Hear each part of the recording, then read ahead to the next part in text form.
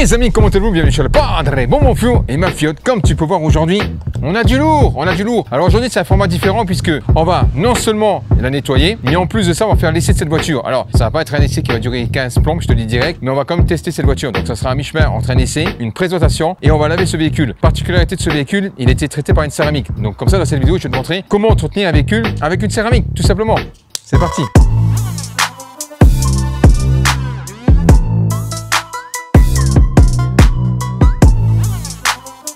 Bon, présentation de ce véhicule, évidemment, comme je te l'ai dit tout à l'heure, c'est une BMW M3 compétition, ça se voit avec le kit. Pour parler de la calandre, il y a des personnes qui disent « Ah, la calandre, les calandres aujourd'hui, elles sont horribles. » Ben, concrètement, j'étais comme toi au départ. Au départ, je me disais « Les calandres, c'est abusé. » Eh ben, finalement, je les trouve magnifiques. Avec le temps, je les trouve belles. Alors, est-ce qu'il faut s'y faire ou pas? Concrètement, maintenant, je la trouve magnifique. Alors, évidemment, comme je te l'ai dit, il y a le kit carrosserie qui joue un peu dans le pack compétition. Pour le moteur, on est sur un 600 lignes, 3 litres, qui développe 510 chevaux, 652 coupes, un VMAX à 290 km/h et un 0 à 100 en 3 secondes 9, ajouté avec une boîte automatique à 8 rapports. Pour les jantes, on est 19 pouces à l'avant, 20 pouces à l'arrière. Les freins, c'est du céramique, disque ventilé, perforé, avec des étriers 4 pistons à l'avant, monopiston à l'arrière. Autant te dire que, logiquement, ça doit freiner. Bon, on se prend la flotte, c'est pas grave.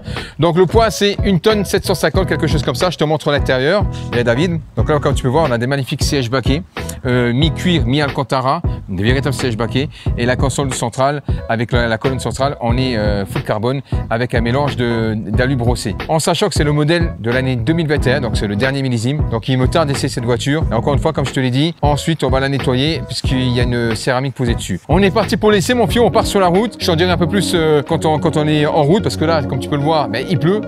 Et puis on se retrouve juste après.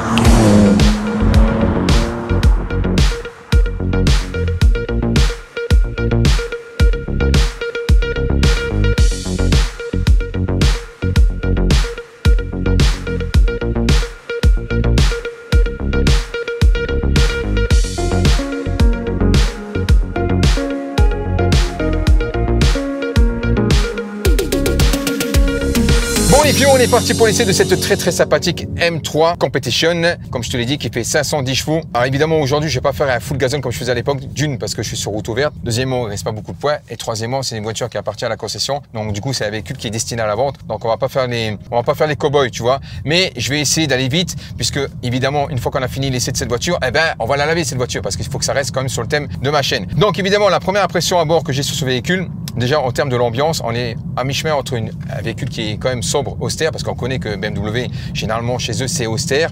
Mais on a aussi également un côté sport avec du carbone partout, sur la planche de bord, sur la console centrale. On a également du carbone au niveau du volant, sur ces immenses palettes avec les incrustations plus et moins en rouge. On a ici également 2 petits sélecteurs rouges sur le volant qui rappellent le côté sport. Globalement, je te dis, on a affaire, c'est à mi-chemin entre un véhicule très sobre et très sport. Mais on voit vraiment que c'est un véhicule qui était destiné pour la conduite sportive. Alors, en ce qui concerne l'assise, tu sais que je suis extrêmement pointillé sur l'assise.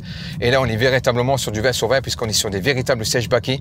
On a un maintien au niveau des dorsaux et des hanches juste magnifique. On voit vraiment que c'est une voiture qui est faite pour les track day. Ensuite, on a un mélange d'alcantara et de cuir. Donc, du coup, avec l'alcantara, on a un très bon maintien. On ne glisse pas. On a un volant en 3 branches. Tu connais les volants Motorsport avec l'épaisseur du cuir. C'est juste terrible. Sachant que l'assise chez BMW, tu connais les réglages. C'est full, c'est-à-dire que tu peux les régler en profondeur, en inclinaison, en avant, en arrière. Le volant, pareil, profondeur, de haut en bas. Bref, tu fais comme tu veux. C'est du 20 sur 20. Merci, madame. Sachant évidemment que les sièges, c'est des sièges en carbone. Ils sont juste magnifiques, comme tu peux le voir sur la vidéo. Ils sont juste magnifiques. Alors, évidemment, c'est un véhicule où tu as plusieurs modes de, sport, de conduite. Donc, tu as évidemment le mode Ride. Donc, c'est le mode pour conduire. Donc là, je vais le mettre, le mode classique. Donc là, évidemment, tu as une suspension un peu plus souple. Mais on a quand même un véhicule assez ferme, ça je peux te le dire. Et ensuite, on a une direction qui s'assouplit un petit peu.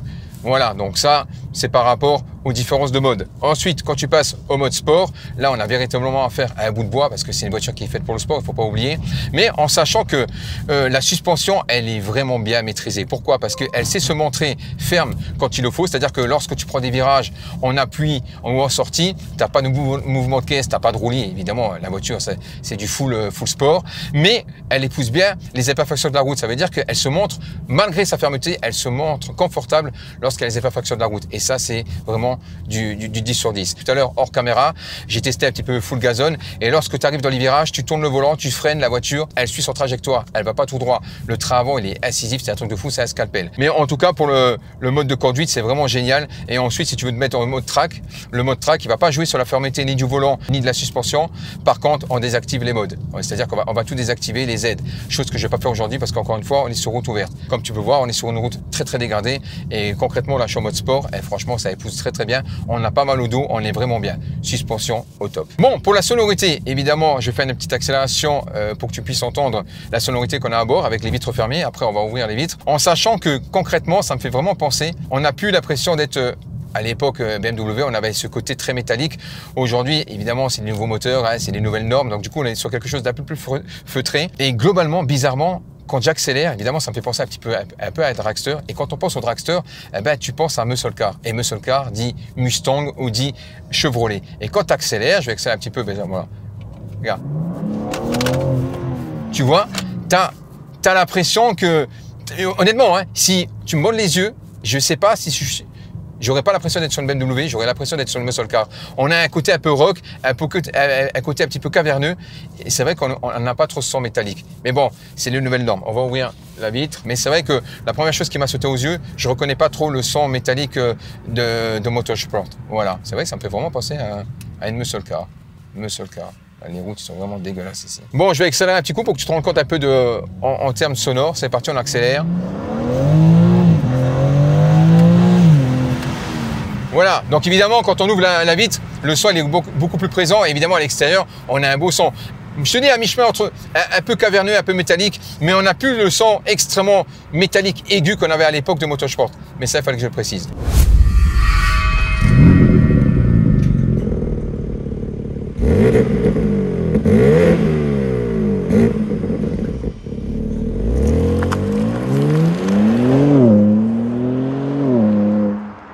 Alors pour le moteur, évidemment, on est sur un 600 lignes, 3 litres qui développe 510 chevaux avec 650 coupes. Tu m'avais dit, David, c'est ça environ 650. Donc voilà, je passe les vitesses, j'accélère et on y va. Alors, voilà, c'est bon, j'ai accéléré. Alors concrètement, en termes de sensation, évidemment, c'est les nouveaux modèles. Donc c'est vrai que tu as la sensation d'être un petit peu catapulté, mais tu n'as pas, comment dire, c'est pas quelque chose qui va te prendre au dépourvu.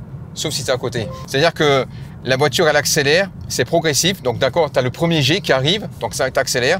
Ensuite, ça stagne un peu. Et après, tu as les vitesses qui s'enchaînent et d'un seul coup, ça te catapulte. Voilà. Donc tu sens que tu es propulsé. Mais c'est pas quelque chose qui va vraiment sauf si tu n'as pas l'habitude, mais c'est pas quelque chose qui va vraiment t'impressionner au départ parce qu'elle est ultra performante, ça je dis pas le contraire, mais c'est quelque chose qui est aussi qui est un peu feutré, évidemment. Donc évidemment, c'est une boîte auto à 8 rapports. Alors qui dit 8 rapports, généralement ça va entre 8 et 9, mais généralement quand on est sur 8 et du 9, on peut s'attendre à des rapports assez courts. Donc là, par exemple, là, je mets une première, on y va, première, et tu as la deuxième qui envoie. Et troisième, en sachant, je précise que là, par exemple, comme tu as pu voir, elle a un peu été sur le rupteur, c'est une véritable boîte sport. C'est-à-dire que si tu décides de ne pas passer la vitesse, elle ne passera pas la vitesse. Donc il faut faire attention à ça, tu vois. Donc là par exemple je passe à 2, hop, je mets la 3 et la 4. Donc franchement les vitesses en mode sport, ils sont instantanés. Mais c'est vrai que si tu t'attends à des à-coups à chaque fois que tu passes un rapport, à chaque fois que tu vas shifter, tu n'auras pas cet effet. C'est quelque chose de très lissé. Ça me fait penser un petit peu à la boîte PDK de chez Porsche. On avait quelque chose. La différence entre la PDK chez Porsche, c'est à chaque fois que tu passes un rapport, tu as l'impression qu'elle t'envoie encore un coup de boost. Là, c'est assez linéaire. Tu vois, je passe à 3e, j'accélère, je passe à 4e, tu le sens pas. La 5e, c'est extrêmement lissé. Mais en même temps, c'est bien parce que ça évite la casse sur la transmission, surtout. Bon alors, pour la tenue de route, évidemment, aujourd'hui, je pourrais pas le faire parce qu'encore une fois, on est sur route ouverte. Et concrètement, pour se rendre compte de l'efficacité de ce véhicule, il faut être sur une piste. Il faut vraiment être sur une piste. Mais tout à l'heure, comme je te l'ai dit, j'ai testé. Je freinais en tournant, le véhicule il tournait, parce que généralement quand tu freines et tu tournes, la voiture elle va tout droit. Là elle suivait la trajectoire, c'était juste, franchement la voiture là elle est faite pour ça, elle est vraiment faite pour les track day. Mais c'est dingue parce qu'en fait c'est une alchimie entre une voiture de piste et une voiture de route, parce que là quand tu vois je roule tranquillement et je suis tellement bien. Alors évidemment c'est ferme, notamment avec les sièges baquets qui sont ultra fermes, mais on est tellement bien. Donc là je suis en quoi là, je suis en road. Voilà, je vais mettre en sport. On est vraiment bien. La sonorité à bord, tu vois, t'entends rien du tout. Si tu n'accélères pas, t'entends rien. Honnêtement, c'est une voiture, ben, évidemment, c'est Motorsport. Alors, le petit défaut, j'en ai parlé à David, c'est le poids. Elle fait plus d'une tonne 7 environ et concrètement tu le sens. Tu le sens, pas quand tu places la voiture, elle se place bien, mais au niveau du freinage. Alors le freinage est bon, évidemment, mais c'est un freinage progressif. Ça veut dire que tu écrases la pédale et ensuite ça freine de plus en plus. C'est pas quelque chose de direct parce que il y a le poids du véhicule. Donc évidemment, il faut tracter ce poids. Et en termes d'accélération, tu sens dès que tu relâches que le véhicule, parce que tu as un frein moteur qui est assez important, donc dès que tu relâches, tu sens le poids du véhicule. En même temps, voilà, c'est une grosse berline quelque part, hein, voilà, donc tu peux pas avoir un truc extrêmement léger. Mais dès que tu accélères, notamment avec le couple, plus de 650 de couple, quelque chose comme ça, je me rappelle plus, concrètement, à l'accélération, tu le sens pas. Pour le moment, tu le sens pas. Bon, maintenant qu'on a fait l'essai, évidemment, c'est plus l'essai que je faisais comme d'habitude, hein, on va pas s'éterniser là-dessus. Maintenant qu'on a fait l'essai, eh ben, on va aller la laver, ma voiture. Et cette voiture-là, elle a une céramique et je vais te montrer comment nettoyer un véhicule qui était protégé avec une céramique. On se retrouve au garage.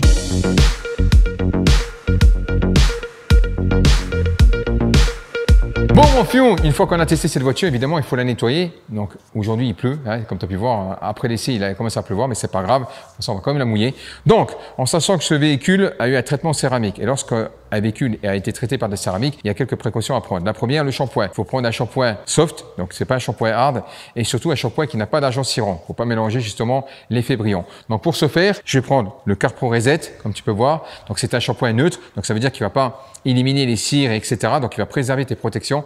Et ensuite, il n'y a pas d'agent cirant, donc du coup, il va pas se mélanger avec l'effet de ta céramique. Très important. On va aussi prendre une mousse active, donc c'est un Snow Foam, un shampoing de pré-lavage. Lui, il n'a pas d'agent cirant, pas de polymère, rien, il est absolument neutre. Il est juste là pour faire son pré-lavage. Et une fois qu'on a nettoyé ce véhicule, qu'on va le sécher, on va passer par un scellant à base de silice infusé de céramique. C'est tout simplement une recharge. En fait, ce produit-là, il est dédié pour les véhicules qui ont été traités avec de la céramique. Tu laves ton véhicule, tu le sèches, tu passes sur la carrosserie comme si c'était un scellant, un quick détailleur, t'essuies et comme ça va t'apporter une protection sur la protection. Ça veut dire que tu as la couche de la céramique et ensuite tu as la couche du silice, du Raloid. Ok mon fion, on va laver la voiture et je te montre juste après.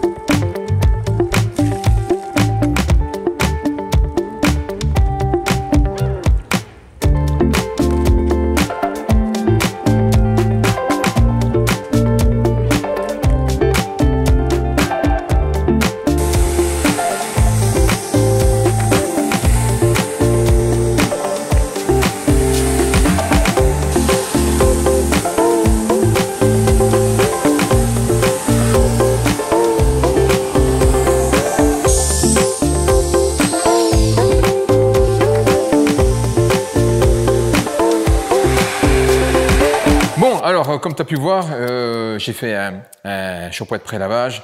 Ensuite, je l'ai rincé, j'ai passé un shampoing neutre. On l'a séché à l'aide du souffleur, comme ça on n'a pas eu d'action mécanique sur le véhicule, ça évite les micro-rayures. Mais après, tu peux très bien prendre une microfibre de séchage, il n'y a aucun souci. Donc comme je te l'ai dit, ça c'est un véhicule qui a été traité avec de la céramique. Donc pour le coup, on va protéger la céramique. Évidemment, la céramique elle est là pour protéger, mais il faut aussi la faire perdurer. Pour la faire perdurer, il faut prendre les produits qu'il faut. Comme je t'ai dit, pré-shampoing neutre, shampoing neutre. Et maintenant, une fois qu'elle est séchée, on va lui appliquer un scellon, mais pas n'importe lequel, le Carpro-Raloid. Donc c'est un silice à base de céramique. Lui, il va surtout protéger ta protection. Tu sais, c'est paradoxal, mais c'est comme ça. Donc pour ce faire, c'est très simple. Je t'explique. Tu secoues bien. Une pichenette. Ensuite, panneau par panneau, hein, donc entre 30 et 50 cm. Tu le tournes et après tu fais des cercles tranquillement. Voilà. Donc tu prends une deuxième microfibre et ensuite tu supprimes l'excédent en sachant que c'est du silice. Donc du coup, c'est un peu plus capricieux, tu vois, je veux dire. Il faut pas trop le charger parce que sinon, ça peut laisser des traces, mais ça s'enlève. Voilà, il faut juste un peu plus assister, tout simplement. Voilà, il faut en mettre très peu et ça suffit largement. Voilà. Tu prends ta première microfibre. En fait, il en faut deux. Une pour l'appliquer et une autre pour le buffing, tout simplement. Voilà. Hop, comme ça. Voilà. Hop, voilà. Tu prends ta deuxième microfibre. Tu fais des mouvements circulaires. Et là, on est bien. Voilà, on a un beau toucher. On a quelque chose. On voit qu'il y a une cire qui est appliquée, hein, donc un scellon. On a une bonne brillance. On n'a aucune trace. Vraiment, voilà, sur du noir, là, tu peux pas louper. Voilà, donc tu vois une trace, David? Non, rien. Donc je vais faire le capot, on va faire l'entièreté du véhicule et après je te montrerai mon fiot.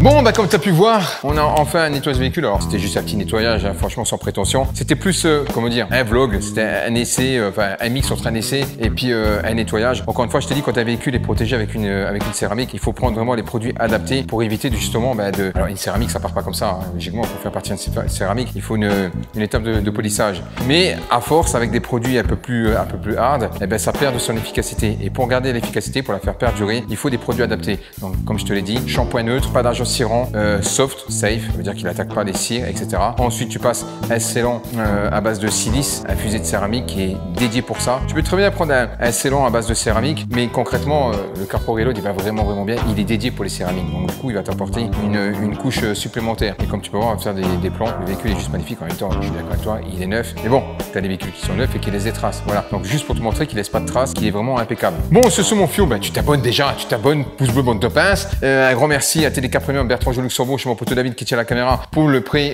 du véhicule. J'espère que tu as kiffé. Si tu aimes bien ce genre de format, on en fera d'autres. C'est pour changer un petit peu, tu vois. En sachant que la prochaine, ça va être l'Audi R8 V10 Plus. Ça va envoyer vraiment du lourd. Voilà, donc on va reprendre les essais tranquillement, mais plus les essais comme je faisais avant. C'est vraiment les essais un peu plus rapides. On va faire un mix des deux parce qu'il y a des gens qui sont là pour le lavage, il y a des gens qui sont là pour les voitures. Comme ça, j'essaie de faire plaisir à tout le monde, tu vois. Ok, mon fion. Et puis, eh ben, à la prochaine, hein. Ciao.